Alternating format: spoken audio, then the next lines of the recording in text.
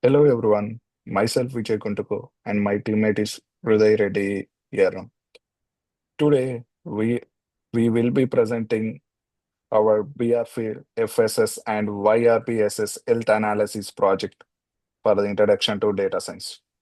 This project focuses on understanding health behaviors among adults and youth across the United States and how these behaviors relate to obesity.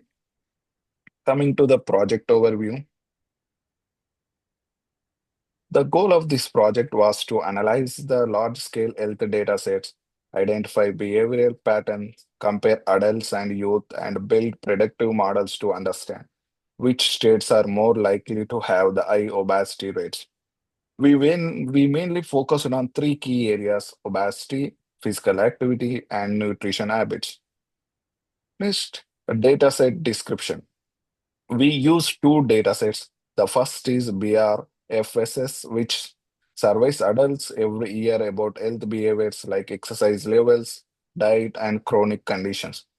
The second is YRBSS, which surveys high school students about similar behaviors, things like physical activity, sugary drink intake, and screen time. Both datasets cover multiple years and states, but the youth dataset has fewer states which affected alignment during the analysis. Coming to the data cleaning pipeline, the raw dataset needed major cleaning before analysis.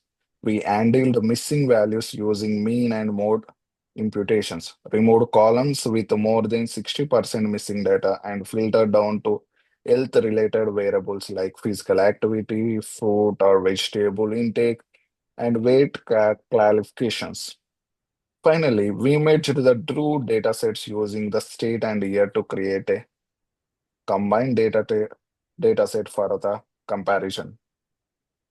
Coming to the feature engineering, for modeling, we engineered several new features. We created a pivot table to restructure the data by state and year and centralized all numeric features using Z-score scaling so models could interpret them correctly. Our main target variable was obesity I, a binary label showing whether a state's adult obesity rate was above or below the median. We also built a youth versus adult dataset to compare patterns across age groups. Coming to the adult obesity analysis. Next, we analyzed adult obesity rates across states. We calculated state-wise averages and looked at how obesity changed over the years. The key finding was that adult obesity has constantly increased in most states. There were also regional differences. For example, many southern states and higher obesity levels. Even as you can see in the graph, in the x-axis we have obesity rate percentage, and y-axis we have the states, where West Virginia has the highest obesity rate with over 34%, and the Colorado has the least, which with 23 percentage.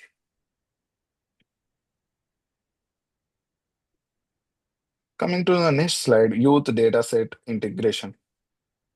To connect youth behavior to adult obesity, we merged the youth dataset with the adult features.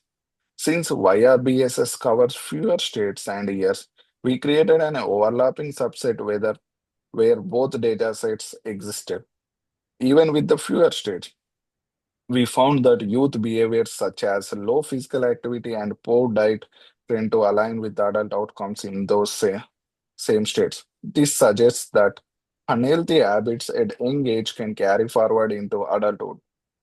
As you can see in the graph, where obesity versus physical activity over the time, and x-axis we have the years from 2012 to 2022, and in the y-axis we have the average percentage.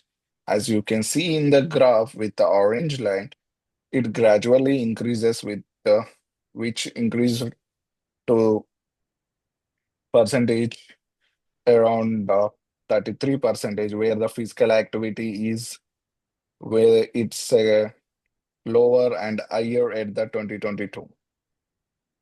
From here, my friend will continue. Thank you, Vijay. I will be going over the predictive modeling pipeline.